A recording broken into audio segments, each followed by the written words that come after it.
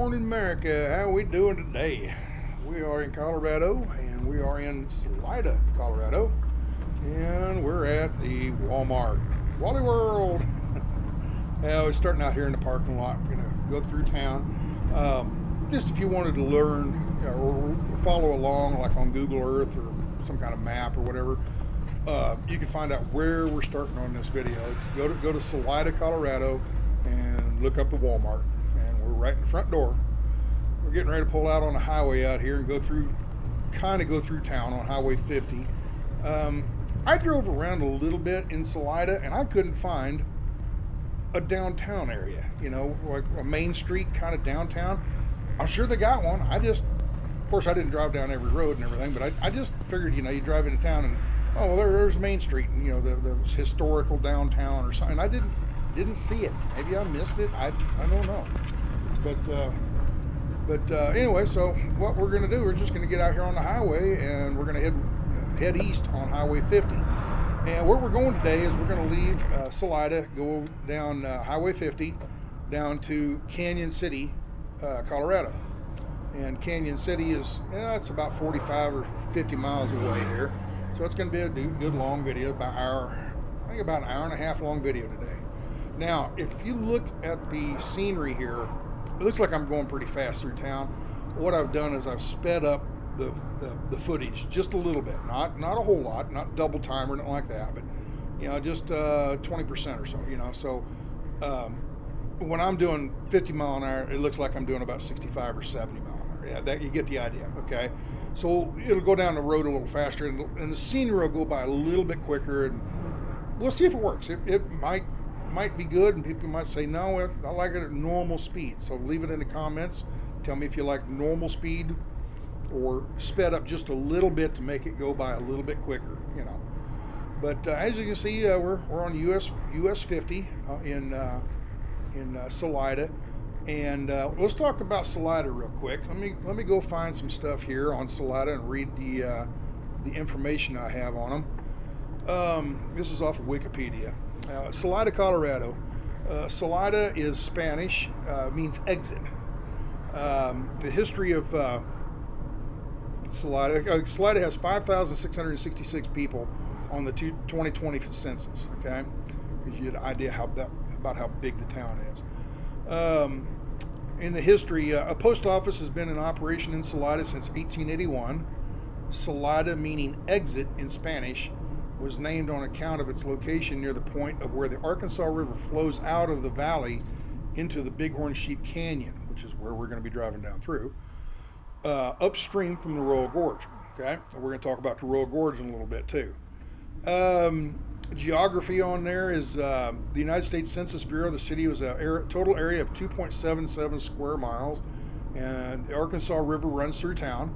That's one of the other things we're going to talk about. It's the Arkansas River, US-50, the Arkansas River, and the Bighorn Sheep Canyon, which is what we're going to be driving down through. Okay. The Saywatch Range runs north and south and is located roughly 10 miles west of Salida.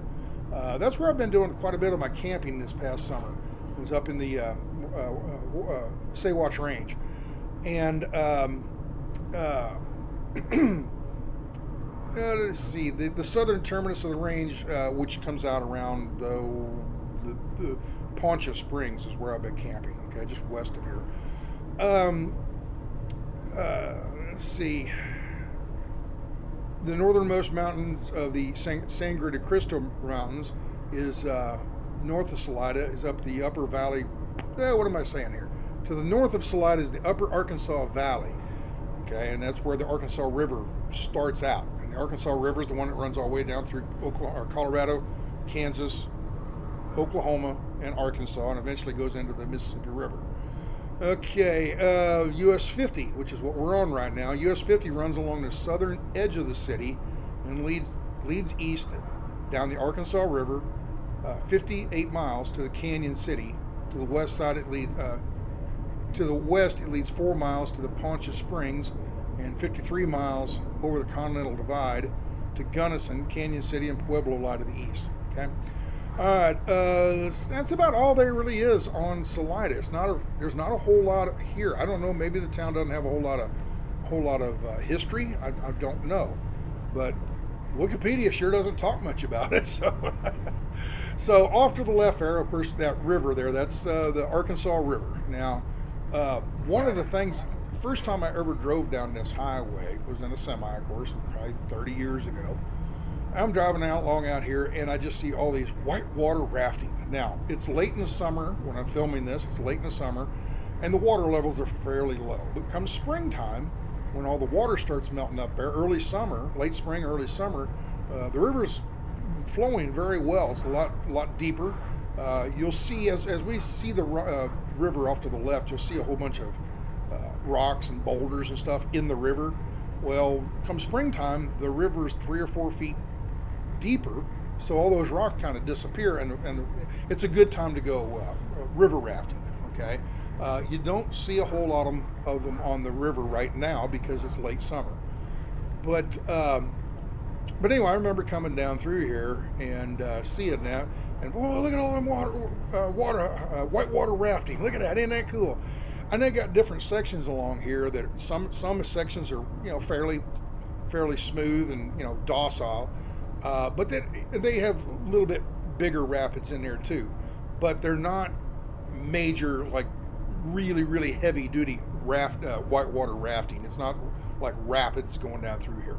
So it's a great place for beginners, people that have never done it before, to get in and go floating down the river, have a little bit of fun, get a little water splashed on your face, but not terribly dangerous, you know what I mean?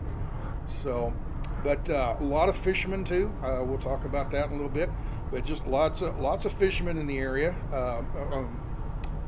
The Arkansas River is really big on trout. Okay, different kinds of trout, brown trout and rainbow trout. Okay, it's kind of like one of the premier fishing zones in the country. Okay, and you see fishermen standing on the shore fishing for trout, and then you'll also see them in these little boats, these little inflatable boats. They look like little pontoons, you know, like there's a pontoon on the right and on the left, and in the middle there's this kind of an H-shaped, you know, the capital letter H-shaped rig, framework or whatever, and there's a seat sitting up in there, and a lot of times they'll have two people. One is manning the oars and, you know, guiding you down the river, and the other guy's fishing. So anyway, it's an interesting river. Lots of activity out there on that river. So we're starting to get down into that canyon now, and you know, it's a pretty canyon. Look at that river; it's just beautiful. So, but we're getting down closer and closer to where there's going to be a place here at about the 20-minute mark where I get off of the highway and get out on some dirt road. I go exploring, or sploring as we say. Go get out there and go exploring down this road, and well, we just have to see where it leads. But we'll get down there in a minute, and we'll talk about that at the time. So right now, what we can talk about, let's go back to talking about the highway, Route 50, US Route 50, it's a federal highway.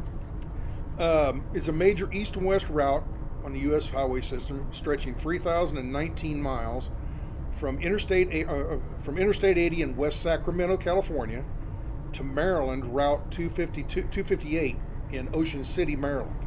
It basically goes from coast to coast, okay, all the way across, and it's fairly straight. It's right in the middle of the country, from north to south. It's right in the center of the country. It goes through, like I said, California, Nevada, Utah, Colorado, Kansas, Missouri, Illinois, Indiana, Ohio, West Virginia, Maryland, and I can't tell, I don't think it touches Virginia, but it's pretty close. But anyway, it runs right through all these, you know, right kind of in the middle of the country, going east and west. And let's see, until 1972, when it was replaced by the interstate highway systems west of Sacramento area, it extended to San Francisco near the Pacific Ocean. The interstates were constructed later and mostly separate from this route. It generally serves as a corridor south of I-70 and I-80 and north of I-64 and I-40. The route runs through mostly rural desert and mountains in the western part of the country, with the section through Nevada known as the loneliest road in America. And I've been on that road one time in a semi. You leave Reno, Nevada, and you go west a few miles and get off on this Highway 50, and there's a sign, you know, make sure you got gas, because there's no gas across there for quite a while. And there's a big sign, the loneliest highway in America, and it is. You drive along there for hours and not see one person. You know, you won't see one vehicle going the other way. And then when you see one, you see 3 or 4, and then you don't see any for a long time again. So it's a very desolate road in the United States, in the continental United States. Now, I've been on much more desolate roads. When I went to Alaska, I went up through the Yukon, and you talk about, you feel like you're the only person on earth when you're driving across up there sometimes. In the Midwest, the US-50 heads through mostly rural areas of farms, as well as a few large cities, including Kansas City, Missouri, St. Louis, Missouri, and Cincinnati, Ohio. The route continues to the eastern states, where it passes through the Appalachian Mountains in West Virginia before heading down through Washington, D.C. From there, US-50 continues through Maryland as a high-speed road down to Ocean City. Signs at each end give the length as 3,073 miles, but the current distance is slightly less due to realignments since that figure was calculated. US-50 passes through a total of 12 states. Like I said, California, I already did all that just by looking at the map. It does hit Virginia. I'm sorry, it does hit Virginia, okay? And the District of Columbia. I missed that one too. Okay, US-50 was created in 1926 as part of the original US highway system. The original route, planned in 1925, ran from Wadsworth, Nevada, east to Annapolis, Maryland, along several auto trails, including the Lincoln Highway, Midland Trail, and National Old Trails Road. The final 1926 plan had US-50 running from Sacramento, California, east to Annapolis, with a gap in the west Utah that was bridged by running a north route via Salt Lake City, before rerouting it to US-6 in the 50s. US-50 was extended west from Sacramento to San Francisco in 1930s, replacing US-48. It was reversed in 1964 when Interstate 580 replaced much of the route between the two cities. Let's see. In addition, US-50 was extended east from Annapolis to Ocean City prior to 1949, replacing the portion of Highway 2. Blah, blah, blah, blah. Okay, we're starting to get off into minutia there, but anyway, US-50, it's a main highway going east and west across the country, and that is what we are on right now. So where are we at here on time? We're at 12 minutes. I got 8 more minutes. We're going to be getting off here at about the 20-minute mark, and getting on that little 2-lane road and going off and getting lost by accident. I was going to go explore, and we ended up kind of getting turned around. So we'll wait till we get to that point before we talk about it. But you see right here, the river's kind of wide and smooth and everything. And there's some little minor rapids right there. Now, if you can imagine the water being 4 feet higher than that, all those big boulders, you wouldn't hit the boulders, you'd ride over them, and it'd be a big, whoop-de-doo and splash. And then it's calm for a little while, and then you got another mild rapids. But like I said, they're nothing terribly dangerous about them. They're more of a family get-together kind of thing. It's a fairly safe for whitewater rafting, I guess. So, what else is there to talk about? The Arkansas River. Let's fill you in on that real quick. The Arkansas River is a major tributary of the Mississippi River. Okay, it's like number 2. Okay, you've got Mississippi, and then you've got the Missouri, and then you've got the Arkansas River.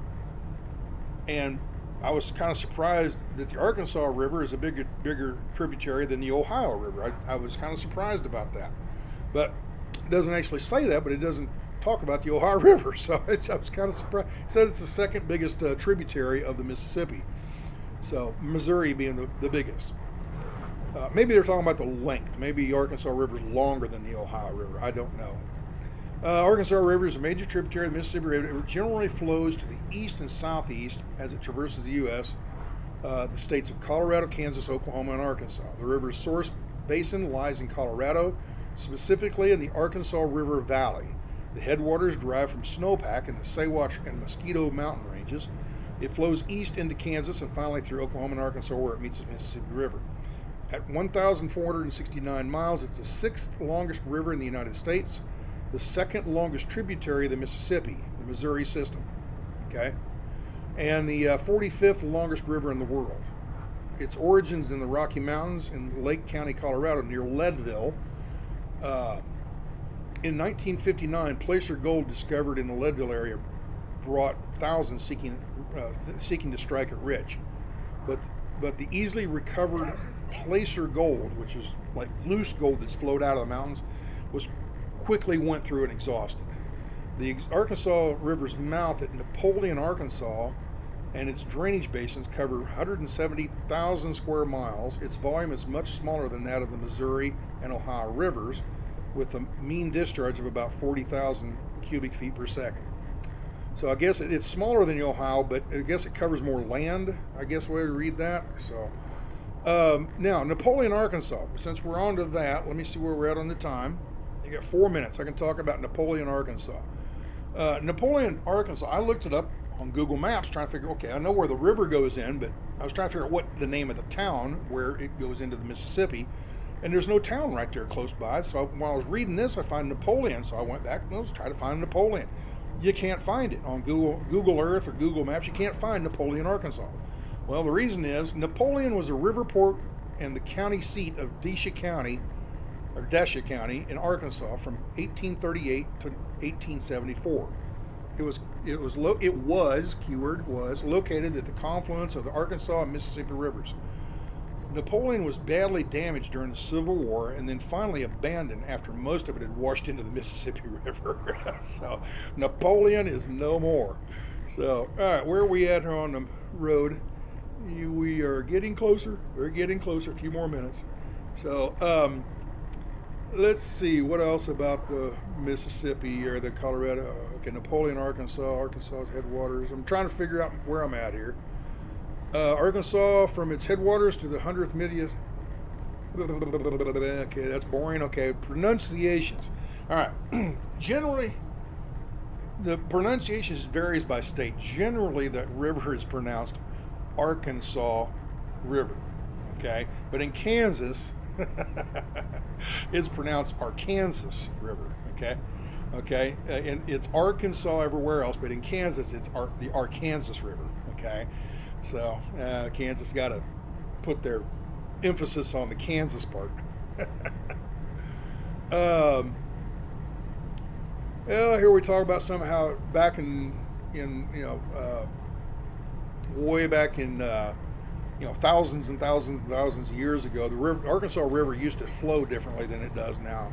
The landscape had changed and it changed routes from where it's at now. But it used to flow down through Louisiana and kind of paralleled Mississippi all the way down just north of where the New Orleans is, and it flowed into the Mississippi way down there. But somehow it changed course and flows in through Arkansas into the Mississippi. Let's see here. We're getting off the highway here shortly around this next curve, I believe. So we'll read more about the Arkansas River later, maybe, if we got time. So I want to take me a drink while we're getting on about another mile down the road.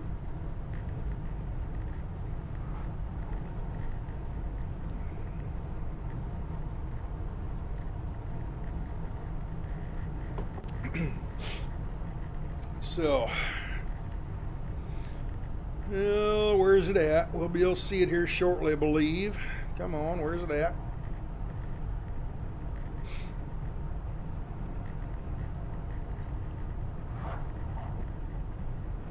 Does look like I'm driving awful fast, don't it?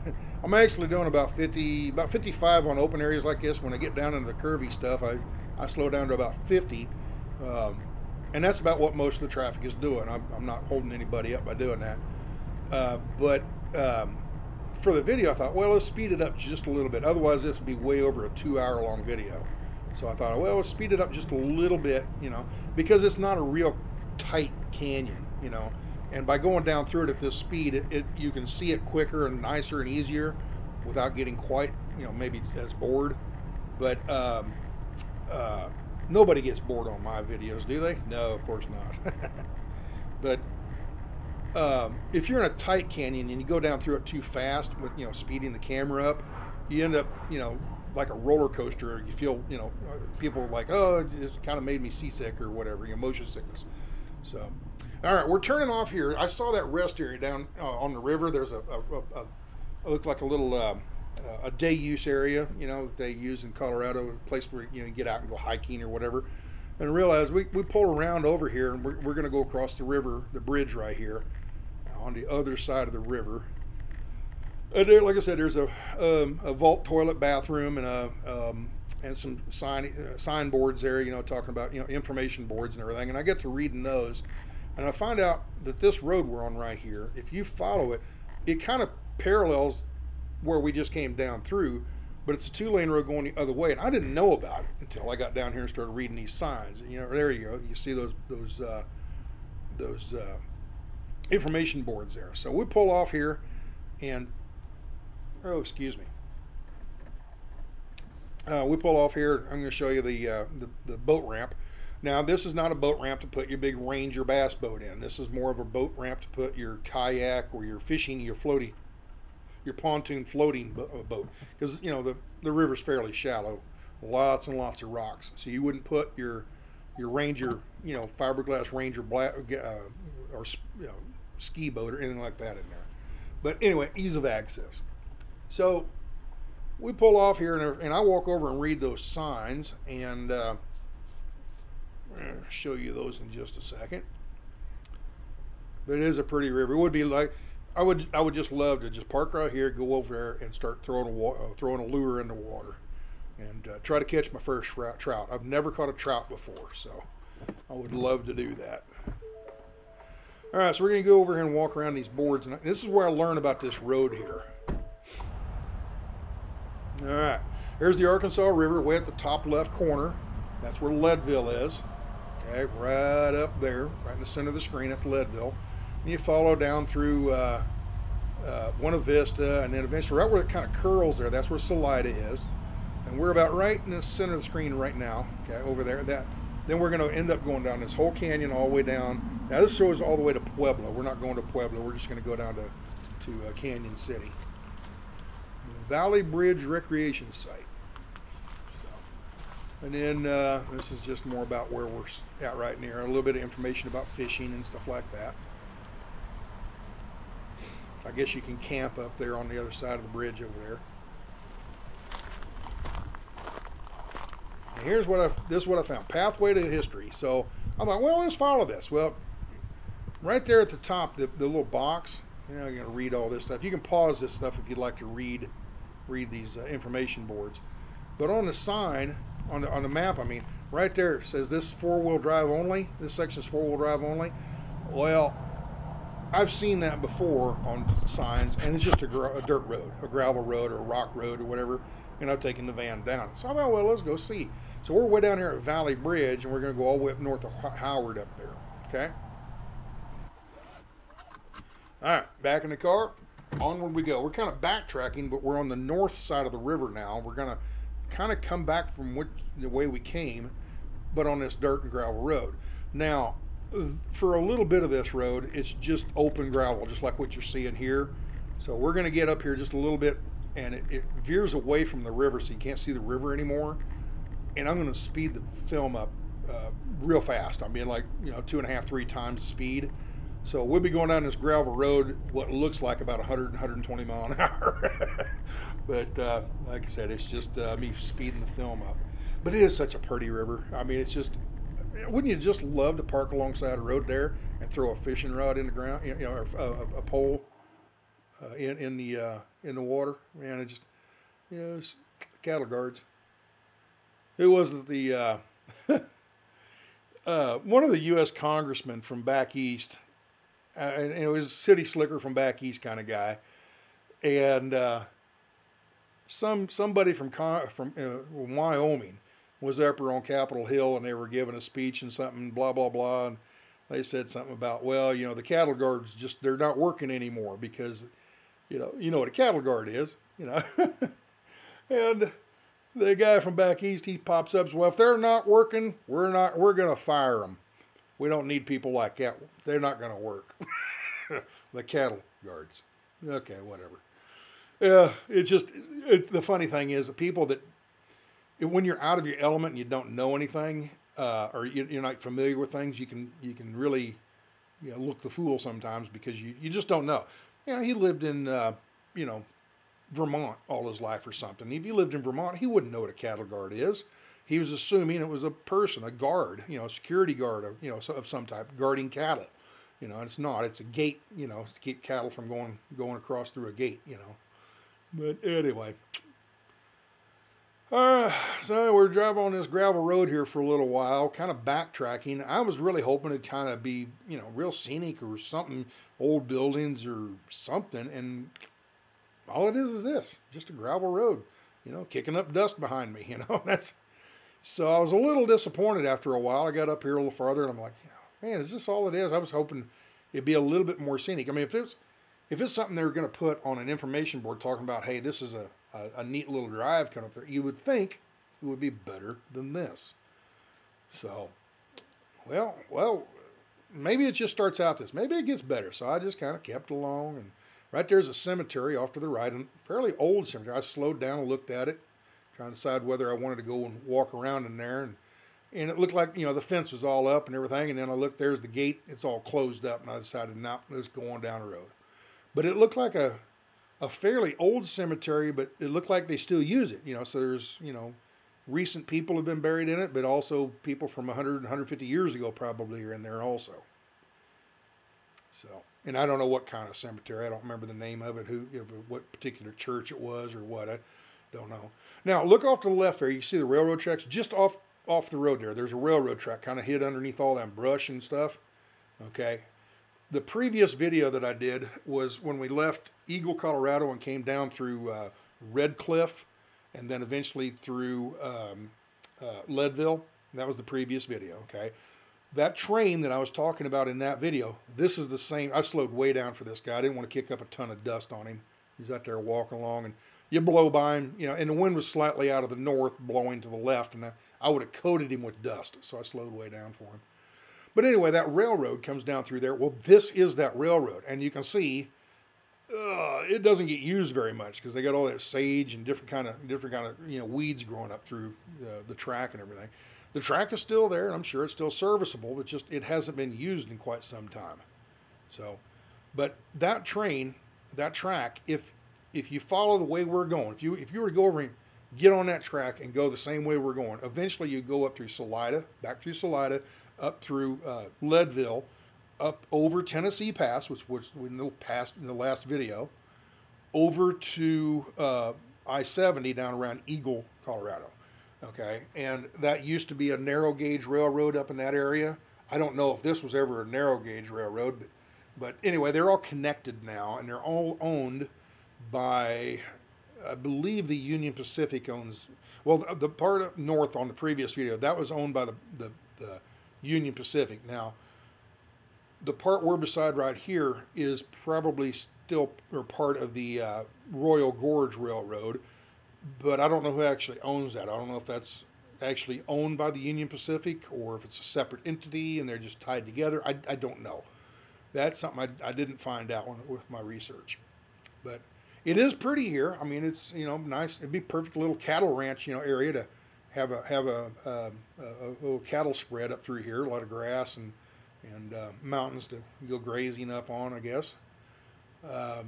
And there are buildings, nice houses and stuff up there. Don't look like they're big cattle ranches. I'd look off to the north or to the right, and I could see when I'm driving, I could see houses up there like log cabins that, were nice, but you could tell they're not a working cattle ranch. They're just, somebody built a nice house up there. Now this place might still be decent, as far as cattle ranches.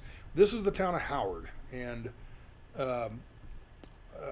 pulled up here. I'm like, which way I'm going? Because it looked, when I was driving down the road, I wanted to turn left. Looked like the main road kind of turned left, but I got to looking on Google Maps, and the road I want is straight ahead up here. Okay, so, and then I get up here, look on the left, see the yellow sign? Read that yellow sign. Okay, it says no outlet. But I'm looking on Google Map while I'm driving down through here. Now remember, I've sped this camera up, so I'm driving 5 miles an hour, and I'm looking at my phone trying to realize, is this the road I need to go to? And I followed it all the way up where I needed to go, and it shows that it goes through. So let's follow it. You know, what's the worst? You get up here and it can't go and turn around and come back, you know. So we're exploring. Like I said, not exploring, we're exploring. We're exploring the road. Anyway, we're going to get up here and we're going to cross over the railroad here in just a bit. Now remember, just off to the left of the this river on the other side over there, that's the US-50. We just came down. So we're running parallel to 50, okay? I'm just wondering where this went to. You know, that's how you find things. You see a road and go, let's go down it. And I find a lot of neat stuff that way that I would never even known was there. So, don't know what we'll find today. We'll go down here and check it all out.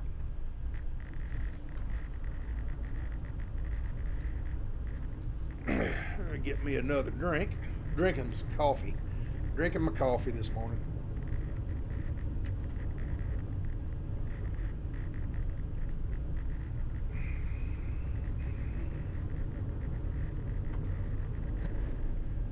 And there's the river right beside us there. You can just barely see it through the brush, scrubby trees.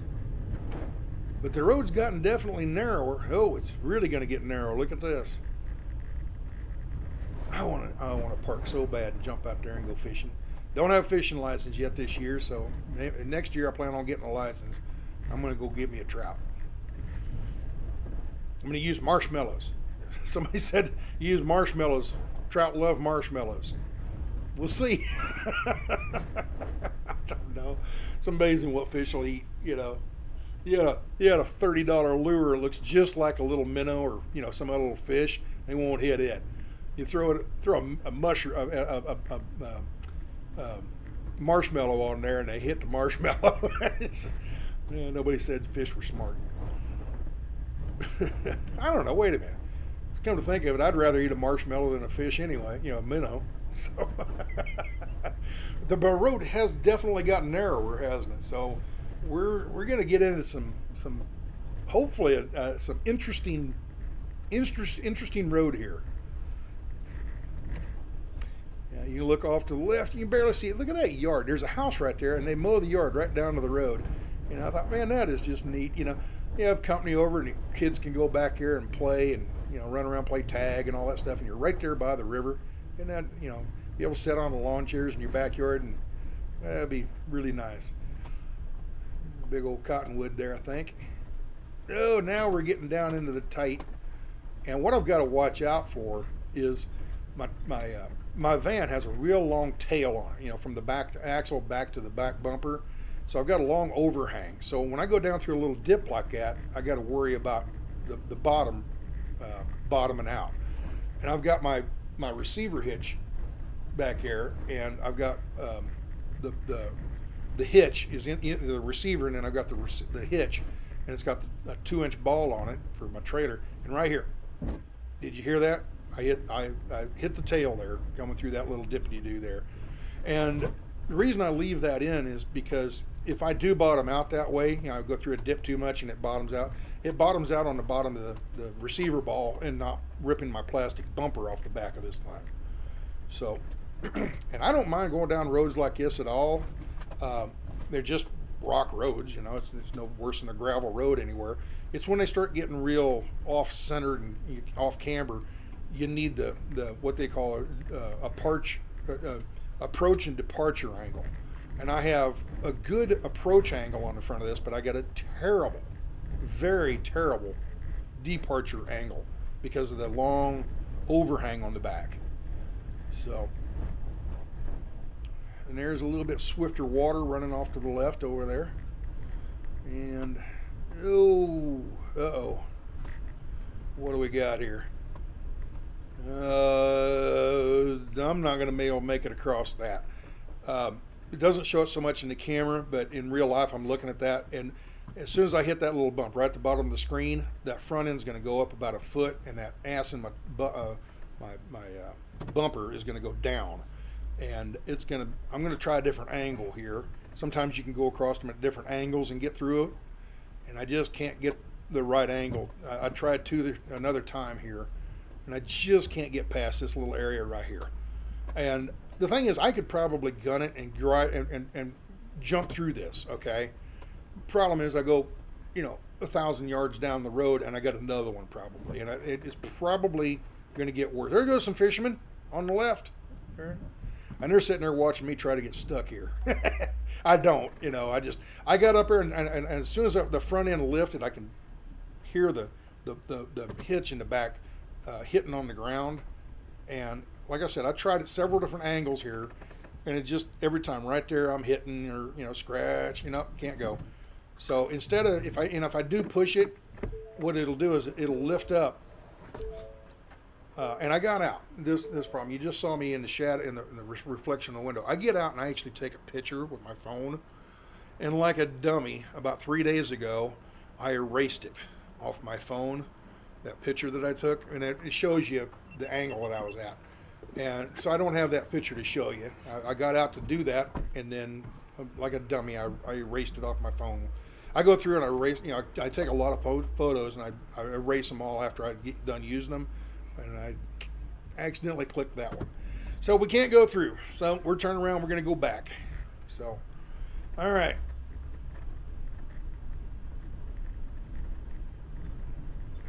It is a neat little drive, and I thought maybe we'd go somewhere. Didn't work out. Didn't work out. So, oh well.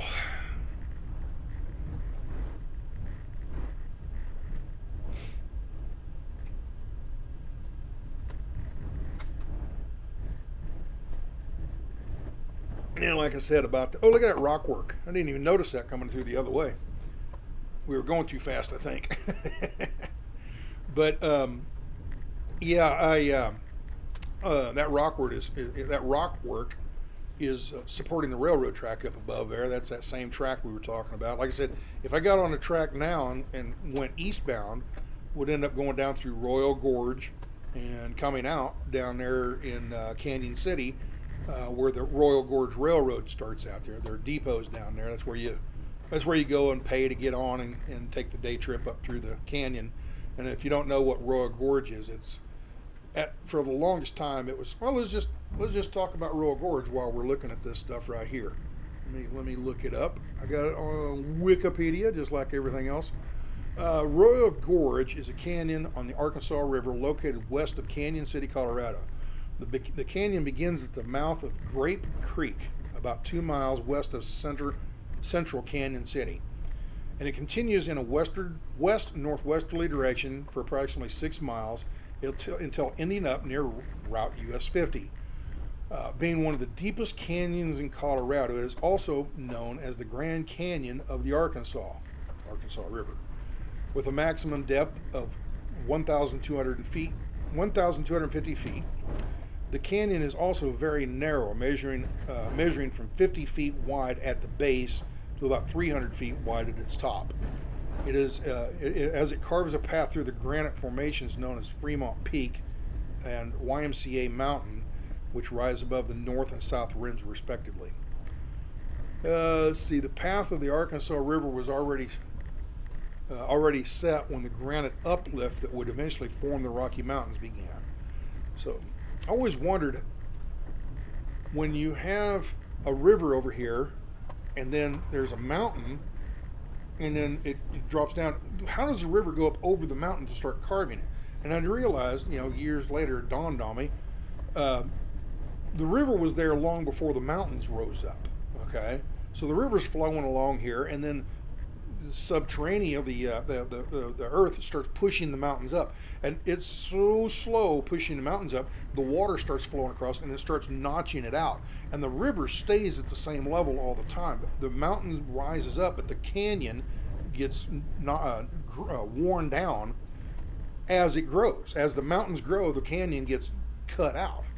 Oh, okay, well, it makes sense now, but I always never could figure out, well, the water's over here and then it has to go uphill and start carving down. It just, you know, sometimes I'm a little dense, I suppose. So, all right, the path of the Arkansas River was already set when the granite uplift that would eventually form the Rocky Mountains began, about 3 million years ago. As the mountains began to rise from the surrounding plains, the Arkansas River, then only a small stream, began to wear away at the stone as it flowed across.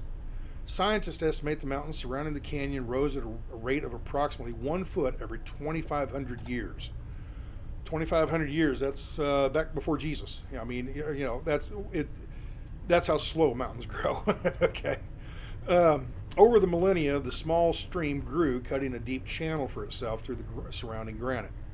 The gorge's particular shape, contrasted to broad canyons such as the Grand Canyon, can be attributed to its long, direct erosion through hard rock. Let's see, early history and European settlement. Before European settlement, Native Americans of the Ute people wintered in the Royal Gorge for its protection from wind and its relatively mild climate. The Comanche, Kiowa, Sioux, and Cheyenne used Royal Gorge on buffalo hunting expeditions as an access point to the mountain meadows regions such as South Park Basin. Colorado's Rocky Mountain region fell under Spanish claims and conquistador expeditions of the 17th century.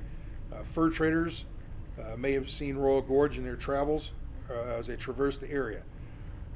The first recorded instance of a European arrival, however, is the Pike expedition in 1806. Zebulon Pike's group, Zebulon? Zebulon. Z-E-B-U-L-O-N. Zebulon Pike. I don't know. Anyway, group built a crude shelter in the gorge and explored the area, descending on horseback over the frozen Arkansas River. Nearby Canyon City was formed in 1860 to exploit possible mineral deposits in the area. The discovery of silver and lead near Leadville in 1877 prompted a race to build rail access to the area. Royal Gorge was a bottleneck, though, along the Arkansas River, too narrow for both the Atchison Topeka Santa Fe Railroad and the Denver Rio Grande Railroad to pass, though, and there was no other reasonable access to the South Park area. The South Park area is where we just came from, up there in the Salida area. Yeah, let's see where we're at on the video real quick. Yeah, there we're going across the river.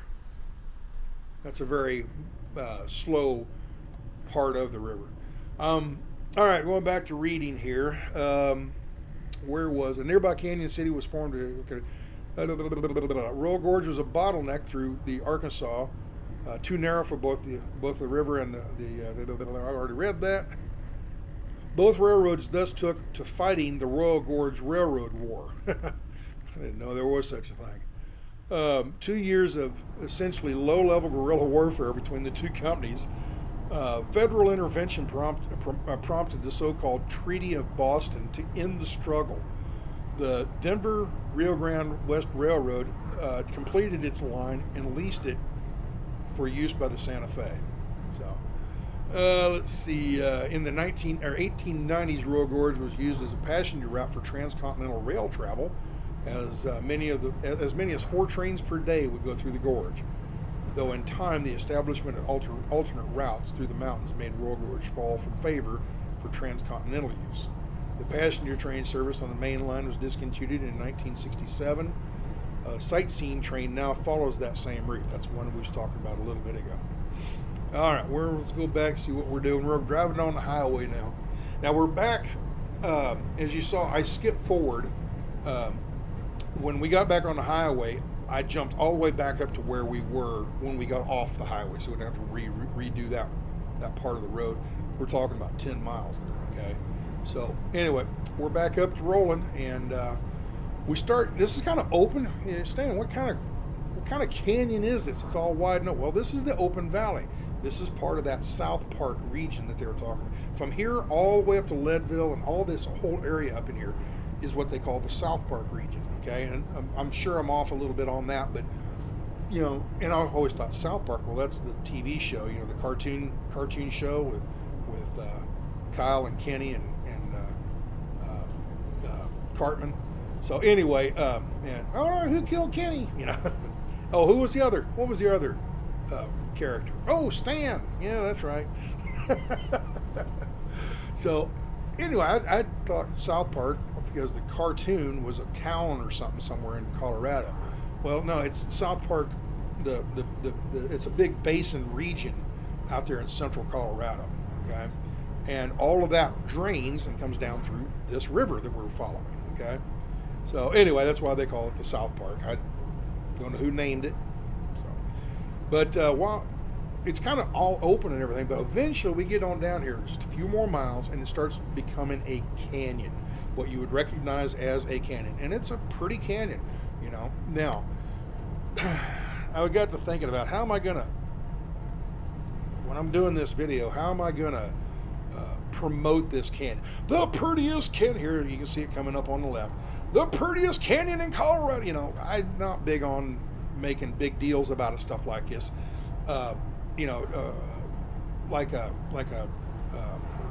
barker at a state fair. You know, so come along and see the hairiest woman in the world. You know, that kind of thing. I'm not really good at doing that, but it is a pretty canyon. You know, for a canyon, it is pretty.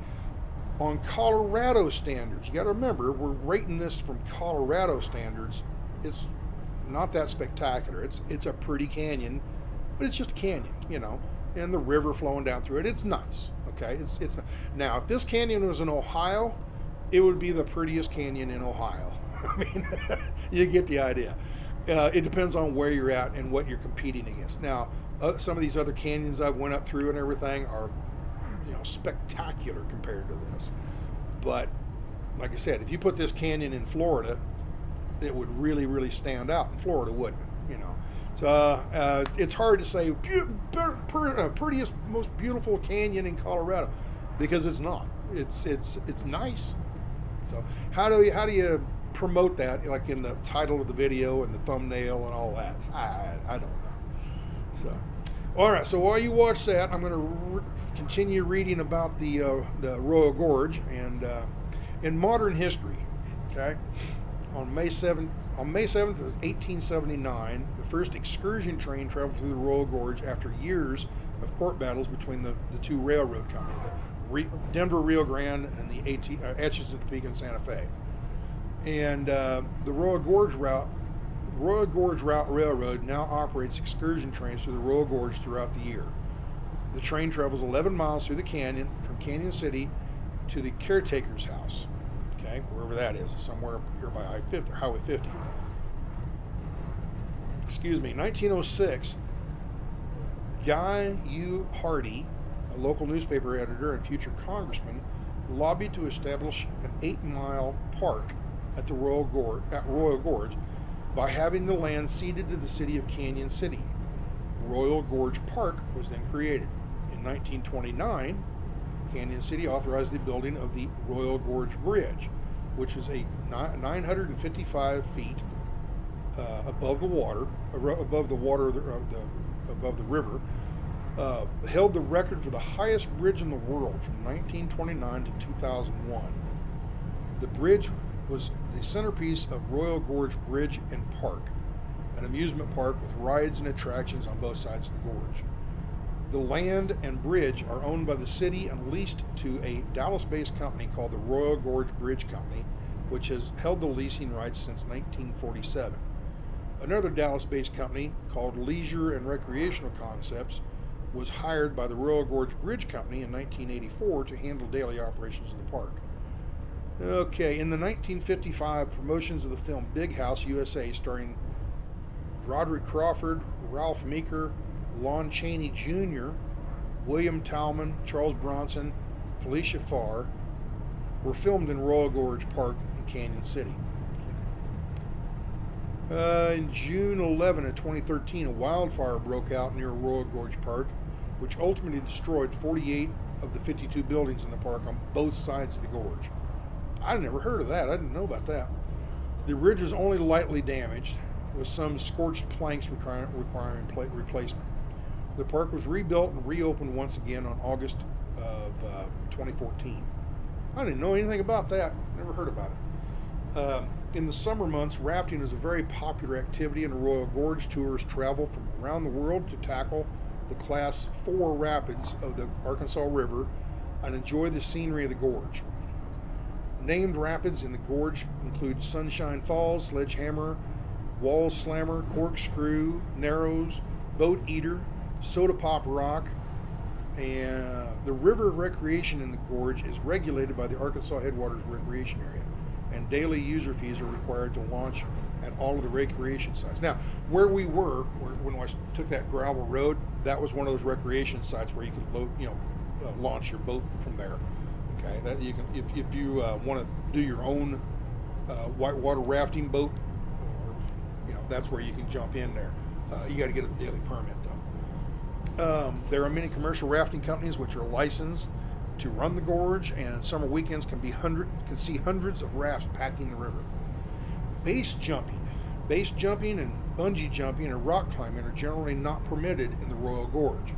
Occasionally, during special events such as the Go Fast games, bridge jumps have been allowed by the city and the leasee of the bridge and park. The cost of admission has increased over the years. In 2023, the price was under $32. Was $32 for adults, $27 for age 3 to 11. And then you got pictures of the Royal Gorge. So that's all we got on that. Ain't you glad? But now I'm getting back to the video here because I've been reading all this stuff. I haven't been watching the video. So what did I miss? I missed something. Can we rewind and go back and check it all out again? So I'm trying to find this place up here where the railroad, now see the railroad's on the other side of the river over there. Okay, eventually it comes back across the river and goes to the right side of us, to the south of the, we're heading east, so it'll be on the south side of the river eventually, and the south side of the highway, and that's where it turns and goes down into the gorge, okay, which is on down the roadways here still. So, but what do you think? I mean, do you like the gorge? I mean, this is not the Royal Gorge. This is the canyon. Okay, what was the name of that canyon? I forgot the name of the canyon. Bighorn Sheep Canyon. Okay. So I'm just sitting here looking around at different things. Now I read about the Royal Gorge. I didn't really read about the Royal Gorge Bridge. I guess I could do that somewhere along here. I hate to miss it though. This is where actually this might be it right here. This looks familiar. This might be right where we're at here. See that building on the right, the green? That green roof building? Is that it? No, it's not. No. See, I've been reading all this stuff and I've kind of lost track of where we're at on the highway here. I'm sorry. My bad. But let's see here. Let me try to find something. Kind of wonder if we went through, there's a town of Coaldale and Cotopaxi, and then Texas Creek. There's a little town of Texas Creek. And I think, where is it? Parkdale. Parkdale is what we're looking for. When we come up to Parkdale, that's where the railroad crosses under and goes down through the Royal Gorge. Okay? And where that's at, I wish I knew where I was at. I'm lost. Now, I'd have done better if I was watching the video the whole time, but I got off on those other pages reading this stuff on Wikipedia.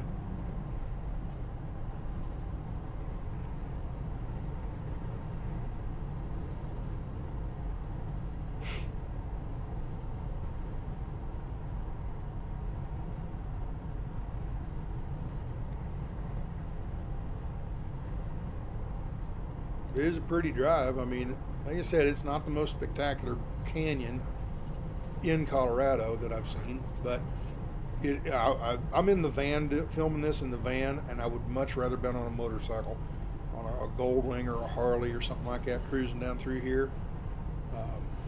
The day I filmed this, it was just a perfect day. It was like 79 degrees, light wind, just a very, very soft wind. It's just a beautiful day, perfect day to be out riding a bike.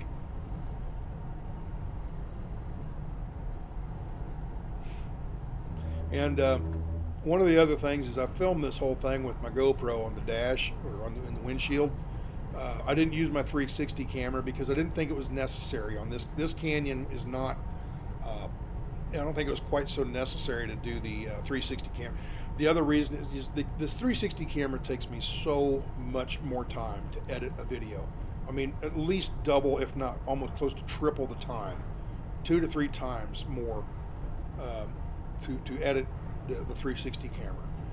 So forgive me for not using it on every video, but when I feel it's necessary, I use it later on in this video. Toward the end of this video I use it, and I've got a surprise for you. I haven't mentioned that. Toward the end of this video, not at the very end, but toward the end of this video, I've got a surprise for you. We get off of this highway, US-50, and we get on a little skinny road. And when I say a skinny road, I mean, well, you'll just have to wait and see. You'll just have to bear with me until we get there. So, good news for you, though, we're past halfway. How's that sound? So we're past halfway, and like I said, this is about an hour and a half long video, hour and 35, 40 minutes, something like that. And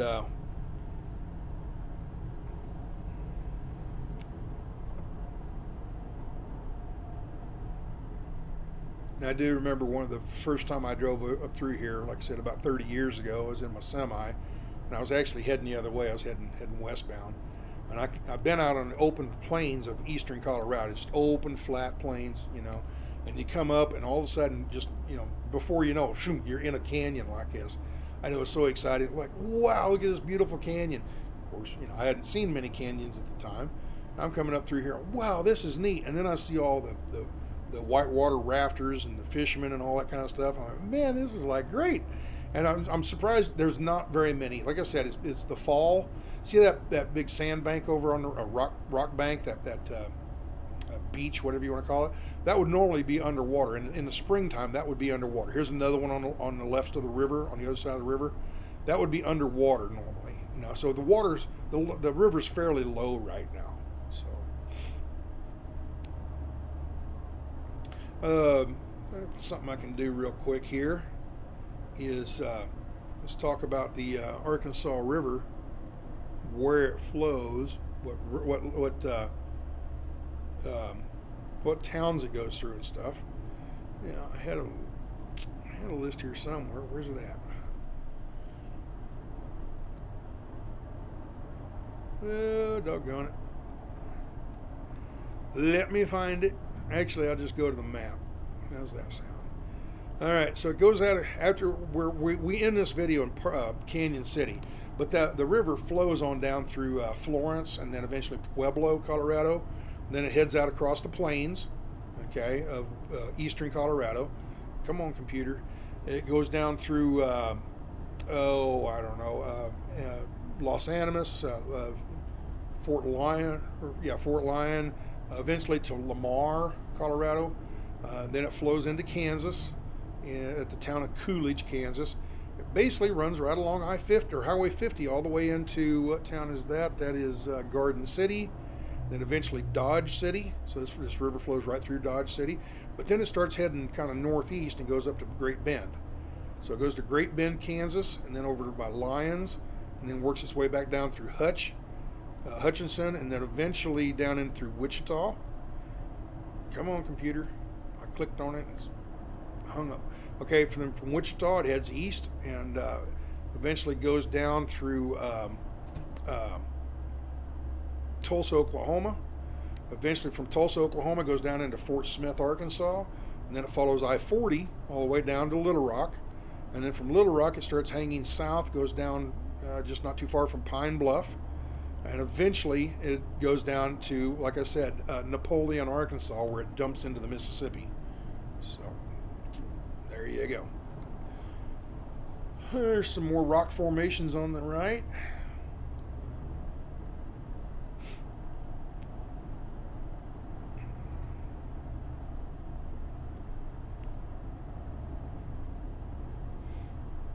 Do wish I had a motorcycle though. Cruise down through here on a Goldwing or a Harley or some kind of a cruiser style bike. I've never been one to like the rice rockets, you know, the crotch rockets, you know, Hayabusas and Ninjas. It's not my type of bike. I like the cruiser style bikes, like your Harleys and, you know, that type of stuff. But I'm not opposed to the Goldwing. I think Goldwing's a beautiful bike. It's like a recliner. It's like a recliner on the highway. It's a highway lounge. So, but it would just be so nice to cruise down here. And the road's curvy, but it's not tight curves. You know, where you really slow down like 20 mile an hour. It'd be perfect for a bike, just kind of leaning in. And as you go around the corner, see how the camera, the GoPro does that for some reason. There's like a little, I don't know, some kind of little gyroscope or something on the inside of the camera. I don't know why, but when you go around a curve, the camera leans. It's kind of weird how it does that. So we're on real nice and straight, and I'm going to turn right and watch what the camera does. Starts leaning you, you know. But you can imagine yourself on a motorcycle, just leaning into the highway, you know, leaning into the curves. There's the railroad on the left side again. You can barely see it. We're getting down into more of a canyony area, you know, a little prettier, a little big old rocks on the right.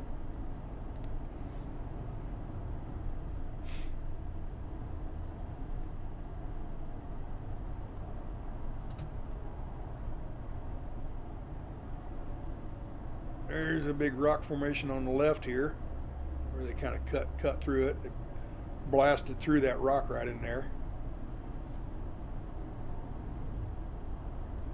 Like I said, it's just a perfect little highway to just, you know, here it goes, bike going the other way, you know, just going around these curves. You don't really have to slow down, but you can really lean your bike into it, you know, and they're predictable, you know. They're all about the same curvature, and you don't really have to slow down much for them. You can take them all at 50, 55 mile an hour. What I'm getting at is you can lean into it and don't have to worry about you going in too fast and turning into a hairpin turn, switching back the other way, and you have a wreck or something. So it's just a pleasurable highway to drive down. Big old cottonwoods right here.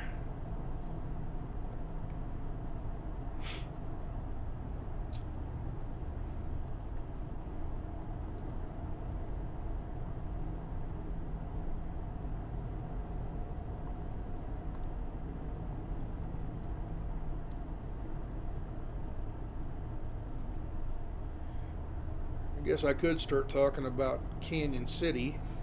Wasn't really good. Let me talk a little bit more about Royal Gorge, and then I'll go on to Canyon City, okay? The Royal Gorge Bridge. We talked about the gorge. Let's talk about the actual bridge now for a little bit. The Royal Gorge Bridge is a tourist attraction near Canyon City, Colorado, with the Royal Gorge Bridge and Park, a 368-acre amusement park located on the edge of the Royal Gorge, around both sides, or around both ends of the bridge. Something I learned when I first went there. We went to Royal Gorge, I think back in '04, I think it was, and it's a bridge that goes nowhere. It just goes across, and you turn around and come back across it. It doesn't really. I think there's some little cow trails that you can follow and get out of there, but for the most part, if you're on a passenger vehicle, you go across the bridge, you turn around, you come right back across.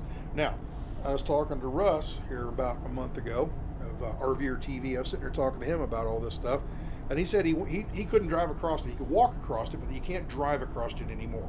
Well, in '04, when I was up here, I actually drove. I got a picture of, here's a picture of my Chevy. I had a Chevy SS pickup, you know, Silverado pickup. And I'm right in the middle of the bridge right here. When I got out and I walked over and took a picture of it. So back then, you could actually drive across this thing on your car, with your car. Apparently, you can't do that anymore. You get out and you have to walk across the bridge. So, the bridge crosses the gorge at 955 feet above the Arkansas River and held the world record for the highest bridge in the world from 1929 to 2001, when it was surpassed by the Doge Bridge in China. The Royal Gorge Bridge maintained the title of the world's highest suspension bridge. I think that's in elevation, not above the river, but in the highest in elevation, you know, above sea level, until the Bipan,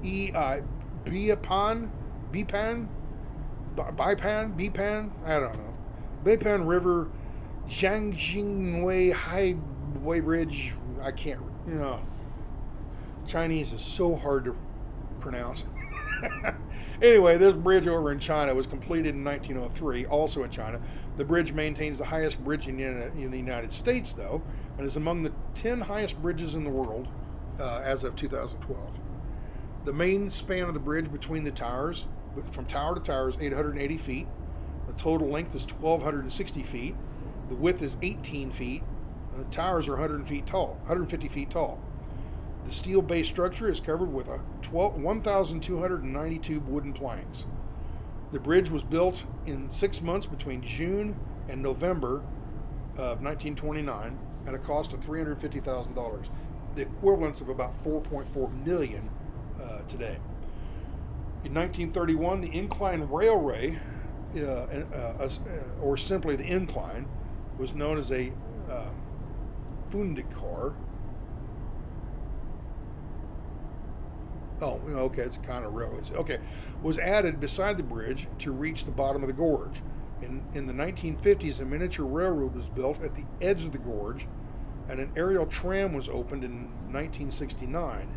In the early 1980s, the bridge was renovated with new cable anchors, suspension rods, and paint.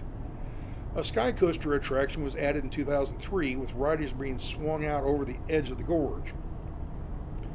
Let's see, we're talking about in June of 2013, a wildfire destroyed some of the park's buildings, aerial tram, and damaged the incline railroad.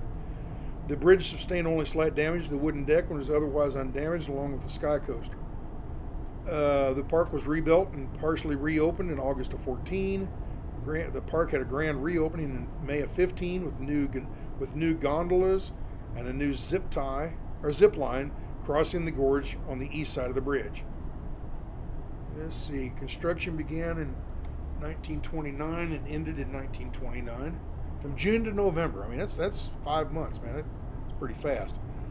The bridge cost $300. Read through some of this stuff. The road leading to, trying to fast forward through some of this stuff. That the Royal Gorge Bridge surpassed the.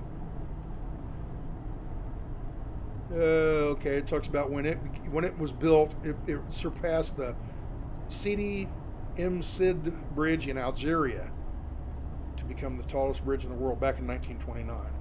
And like everything gets, changes and gets beat. Something else comes along bigger and better and badder. Let's see. Trying to read through this real quick so I don't bore you with all the minutia stuff. The first suicide occurred later the same year, 1931. The first suicide occurred later the same year when a man from Pueblo, Colorado jumped off the bridge. In 1937, a lighting system was installed to illuminate a lighting system was installed to illuminate the bridge and the gorge walls. More stuff to read here.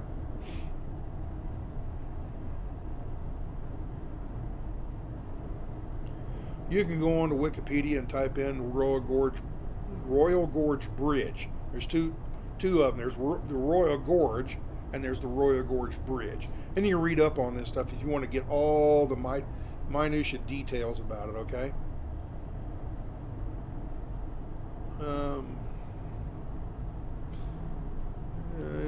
It just gets more and more detailed about all the different things I've already talked about, like the wildfire and the sky, the different attractions and stuff like that.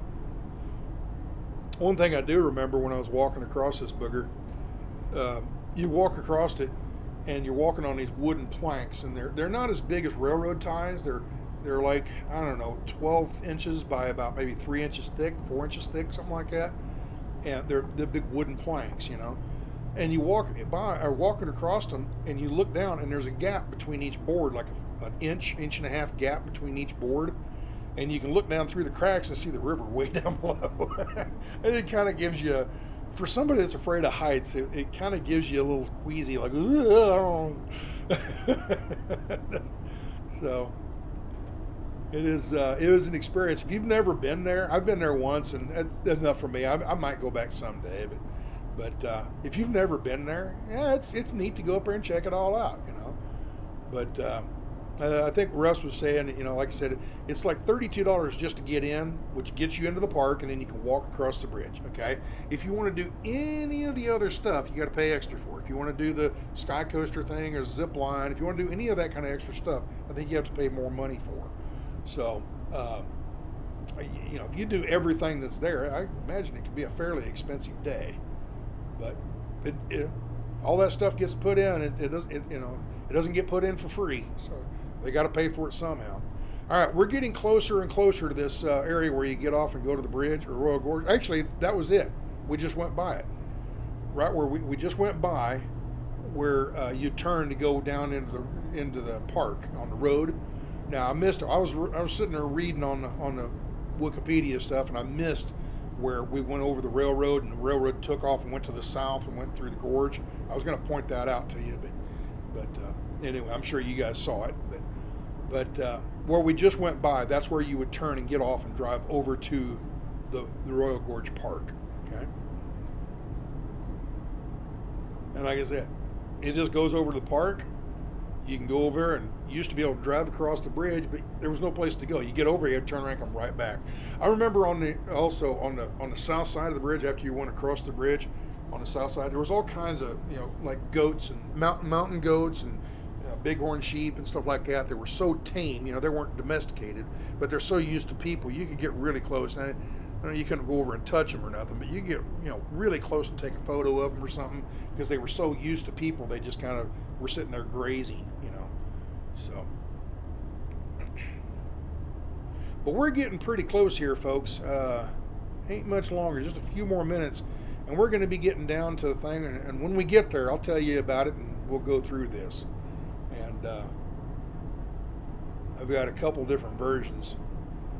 I filmed it at normal with 360 camera at normal speed, and then afterwards I kind of played around with the footage and had a little fun with it and put some sound effects. You'll see what I'm talking about when we get there. But then after we get through that, we're going to be going right down into downtown, Canyon City, and we're going to check that out. And we'll eventually, where the video actually ends, is down at Canyon City. What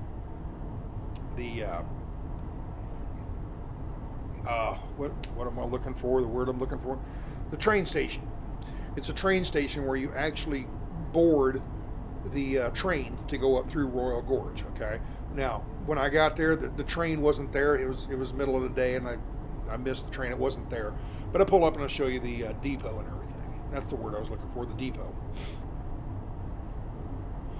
So we're getting really, really close to this. That's Canyon City, off down in that valley down there. You can't really see the town yet, but we're getting really close to Canyon City. See up on the left, way up on the far left, there's like a ridge.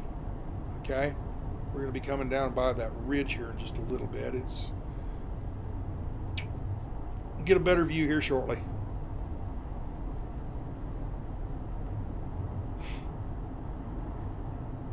Actually, that's it, straight ahead.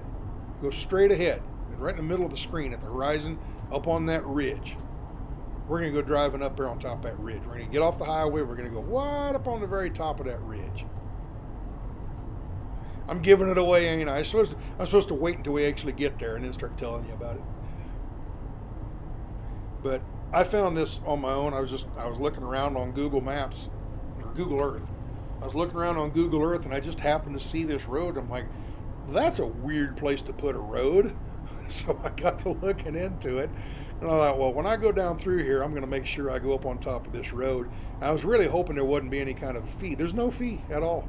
There's no fee at all. You just pull off and drive up through there. I don't know who owns it. I would assume maybe the city of Canyon City owns it, maybe. I don't know. But it's on that ridge, right straight ahead, that big ridge. It's like it's almost like a mohawk. I mean, it goes straight up to the peak and then drops off the other side. So when you're up on top of it, you feel like you're right on the top of a razor blade almost, and there's a road up on top of that sucker. So we're getting real. Here it is, right straight in the center of the screen. You can see it going up side of the highway, or side of the hill there. That's where we're getting ready to go up. And we run it all the way down to the tip. This is called Skyline Drive. Okay, if you go to Canyon City on Google, go to Google Maps, Google Earth, whatever, and go to Canyon City. Get in the general area of Canyon City and look for Skyline Drive. Now this is where I'm going to switch over to 360. So we're in a 360 camera now.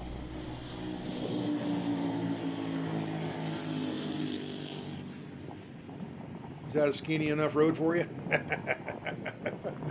Yeah, it's a one-lane road, one way, yeah, one-way direction, and you take off and go up through. And I was worried about that arch when I was looking at it on the internet. I was like, man, I sure hope that's short or that's tall enough to get my van underneath. And I had probably a couple foot of clearance to get underneath it. I'm 9 foot at the top of my solar panels, and this the vent on the back, right there. See the vent? Okay, that vent is about 9.5 foot when it's open.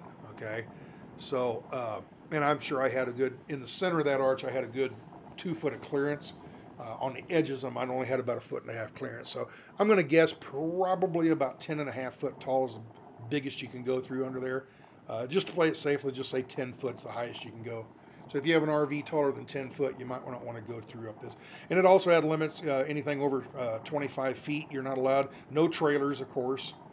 But it's getting up there. I mean, it goes up pretty fast. That's Highway 50 down below us down there. And I'm not speeding up. This isn't normal speed. It's just when I zoomed in with the camera, it looks like I'm going a little bit faster. But we just kind of, like I said, this is the 360 camera, and I'm just kind of panning around left and right, looking straight up, and that's at the very top of the ridge up there where them overhanging rocks are.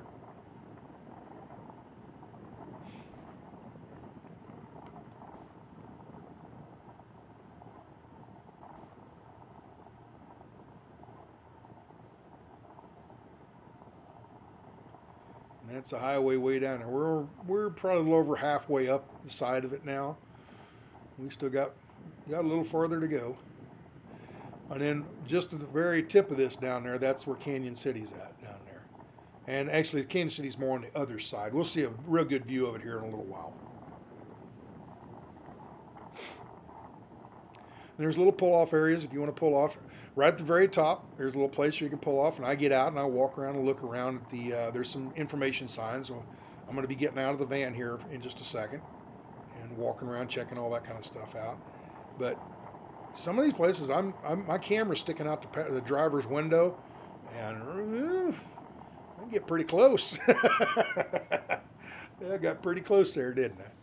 So here's the area. This is where we pull off. There's a little bench there. So I pull off on the right and get parked, and I get out and walk around, and we'll talk to you for, I'm going to talk to you in person here for just a second.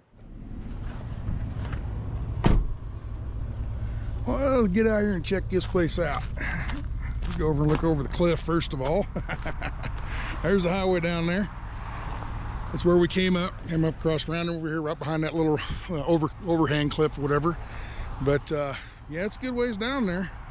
I'd say about 100 foot free fall, and then after that, you tumble the rest of the way. But yeah, it's there's a, I don't know if you can see this on this camera. There's a buzzard flying along, doing them thermals. Let's walk over here and see what we got. I don't know what this, I guess that's maybe a hitching post for a horse or something. You ride your horse up here, you can hitch your horse to it, or maybe chain your bicycle to it maybe. So here's now there's Canyon City right there. All right, now about right, it's hard to see with this screen, it's so small, glare during the day. About right in there, yeah, about right in there, that's the prison down in there. We'll drive by that in a little bit. But there's the trail. I guess that's the trail we're going to be, there's walking trails all down through here, and I guess that's the trail we're going to be on. I'm not quite sure. Never been up here before. There's old Skyline Drive trail. Also, there's a hiking trail going up the hill up here, and then maybe just goes to the top and looks around. I'm not sure. And this looks like the old, what we got here? Okay, we came in right here. That's where the arch was. We came in, drove up this incline, and we're up here right now. Now what I'm going to do is I'm going to drive over here and about right there. But I don't know what these are. If this is a road or if it's just hiking trails. Let's see. The solid is a Skyline Drive. So the solid orange is that there's Skyline Drive. Easy trail, difficult trail. Okay. These are walking trails, okay? So, this road right here, 10-foot wide crusher fine trail. Okay. Anyway, that one there, this orange one, kind of a yellowy orange, that's maybe the old original trail, and maybe years later they come along and built more of it up here. But you can get off in this black one, and that's going up the hill up here. You can get off this black one and walk all the way around there, and it's a difficult trail. And got another one right down here, right down and along in here. You can see it, and there's a trail going along. That's going along right in here, and it ties in right here with the easier trails. And then here's the I don't know if you can drive on this or walk. I'm thinking you can't drive on this. You have to walk these segmented pieces here, but the solid one is where you drive. So that's where we're going to go right now. So we'll read up some more about this stuff right here.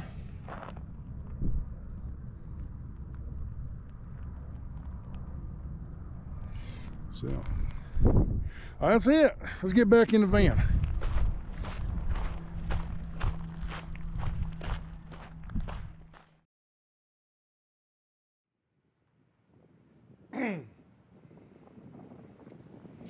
All right, so reading up on that information, what I failed to tell you is this road was built by inmates. Now, a couple of years ago, I was down in Yuma, Arizona, and went through the Yuma Territorial Prison. It was an old prison from way back in the Old West, and it was a territorial prison, which was a federal prison, okay?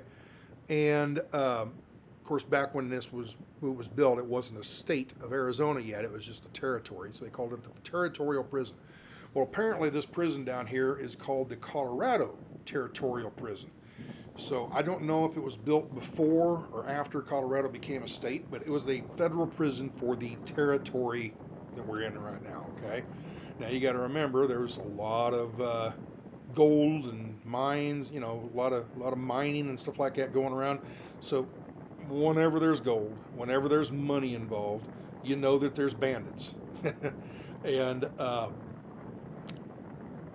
one of the things I'm going to do here, I forgot to tell you, I've got my 360 camera, so I'm going to play around with the 360 camera here in a little bit. But anyway, about the prison. They had the prison down here, and it's basically follow this ridge that I'm on. Follow at the very tip of this ridge. That's where the prison's at. All right, and we get up here, and I was reading about it. This Skyline Drive was actually built by the prisoners. They got a bunch of prisoners together and said, "Hey, you guys come out here and bust your butt and build this river or this road up here. We'll reduce your sentence a little bit." So yeah, sure, let's get out here, and they built this road. And like I said, now this is a 360 camera, so you think maybe it's really, whoa, you think it's really accentuating how high this is and everything. Well, yeah, this part does, because I'm really goofing around with the camera.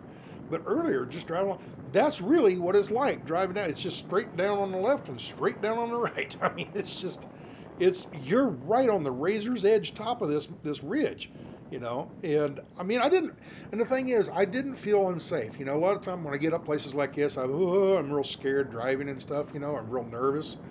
I didn't feel nervous at all going down through here, you know. Now remember, I'm not pointing the camera while I'm driving. I'm holding a pole out the window, okay? I do all this pointing and changing the camera angle and all that. I do that in post, while I'm editing the video. So don't think I'm pointing the camera around and not paying attention and I'm going to drive off the cliff here. I'm paying attention to where I'm driving. I'm just holding the pole out the window and then I'm driving, okay? That's all I'm doing at the moment. And then all this other moving the camera around, that's all done in the editing process. But there's 50, way down below us there on the right. Okay. And this is looking back east again. This is looking back east, and that's Canyon City down at the very bottom. That peak right up ahead of us, there's a big radio tower off of it, and we just went by. It's like a cell phone tower area, just right behind us back here. And this is the only, well, there's two switchbacks on this, so it was an enjoyable little ride. Just, you know, it's one lane, so you don't have to worry about people passing you or you know, getting in the way. There's nobody around me. I made sure, you know, when I get ready to take off, I made sure that there's nobody in front or behind me, so I can make a nice smooth drive through this. But yeah, it's just, it was neat, you know. And you know, it's a neat little thing for the people that live in the area. When somebody comes out to visit them, hey, as you know, hey, you're a visitor, you're a guest and everything. It's a neat little place to take them up and go driving, you know. And of course, somebody from, you know, the Midwest that's not used to heights, they go up there and they go, oh my, and they'd be really excited about this. This would be a pretty neat little, you know, neat little attraction, you know. So, but that's how it was built. It was built by the prisoners built this, you know. Now, by reading that sign up on the top of the hill up there, I don't know if where we're at right now was built by the prisoners, or was that other trail over there that you can't drive down anymore. Maybe that's, I wasn't clear on that, so I don't know. Maybe somebody that lives around the Canyon City area can put it in the comments and let us know what, you know, the history is on this highway. If the whole thing was built by prisoners or just a certain part, and then later on in the modern day they built what we're actually driving on, you know.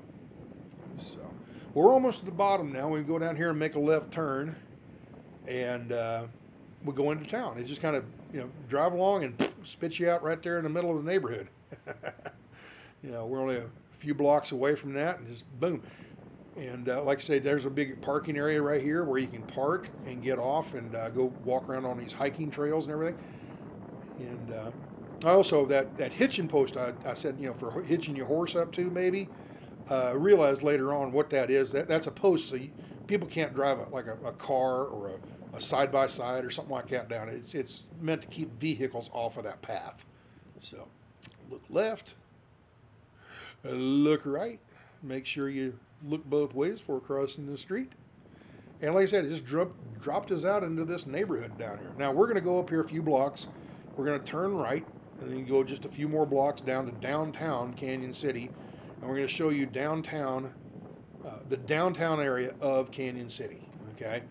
And they got a bunch of old, you know, historical downtown area where, you know, the old buildings and stuff were built, you know, over 100 years ago, I suppose. So we're going to go down through there and check all that out, and then we're going to be driving right by the prison that I was telling you about. And you can look, if you're interested in that, there's a lot more information online about that. It's the Colorado Territorial Prison. Okay, you can look that up. And then after that, we're going to drive over by the railroad. Now, this dip right here, look at this dip. Remember I told you about my big overhang? Well, this right here, I could tell I'm going to drag my tail going across this. So I went at an angle, and usually by going at an angle, it lessens the dip effect, and I didn't drag my tail on that. But a lot of times I'll drag my tail on little waterway ditches like that. That's why I couldn't go down that gravel road earlier today, you know, because I just couldn't get over that one little hump.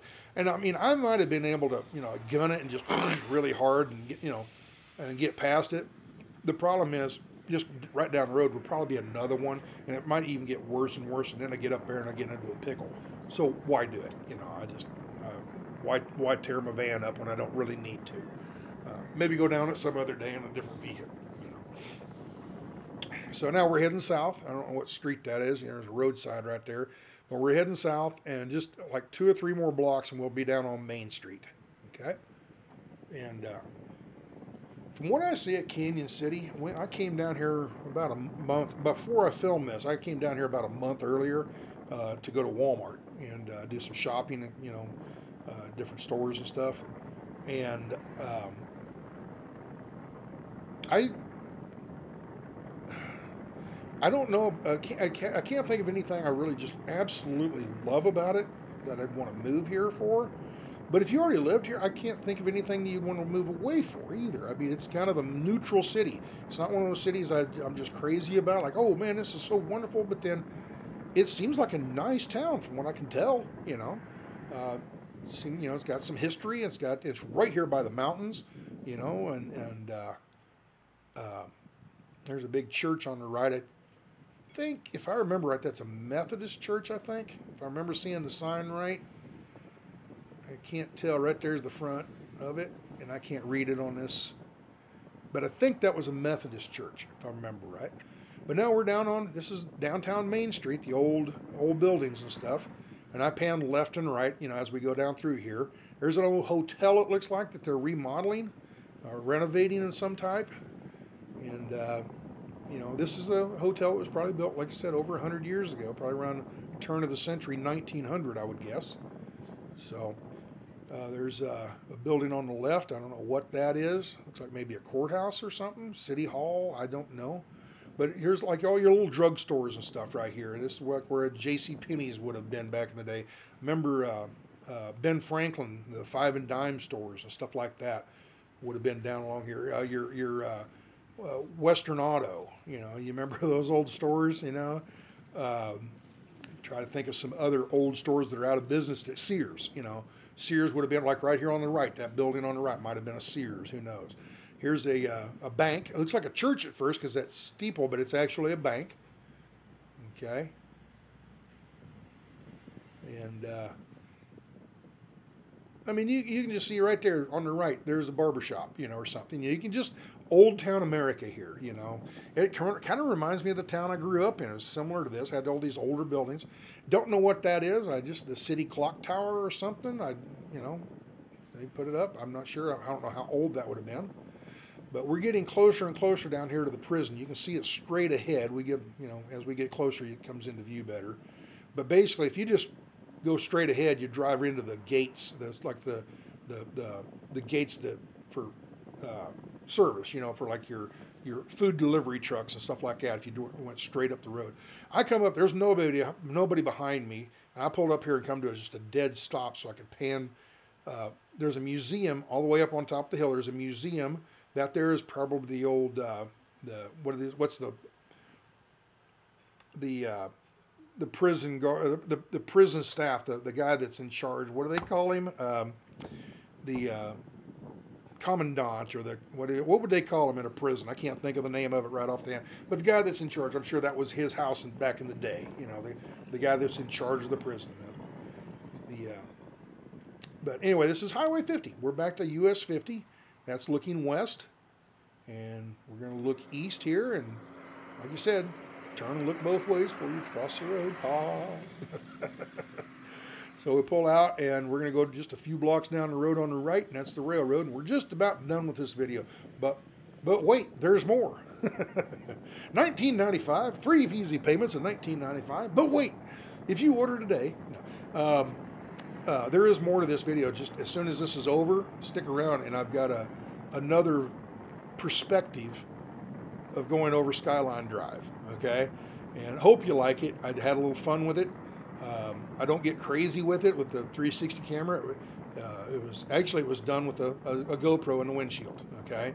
So as you watch that video, you think, oh my gosh, this is the 360 and he's going crazy. No, it was done with the GoPro in the windshield. I just edited it and put some sound effects to it. So I hope you enjoy it. Now there's on the left hand, I'm going to look both ways on the route. Now this, if we look right, follow that way, that takes you up into the Royal Gorge, okay, under the Royal Gorge Bridge. And if you turn left, you flow that way, that's east, and that'll bring you out through Pueblo and on, eastern Colorado on into Kansas. There's a caboose, and they've got it turned into a little snack shop. You can buy drinks and sandwiches and potato chips and whatnot in there. And there's all the parking for the different, the people who are on the ride, on the train, I mean. And this is the depot. We're going to pull right up to the depot and zoom in on the sign, and that's the end of the video. So I hope you enjoyed it, and appreciate you guys sticking around, and I'm just tickled to death to read all the comments that you guys are enjoying these long form videos. So with that, y'all be good, take care, and stick around for the bonus material. Adios, folks.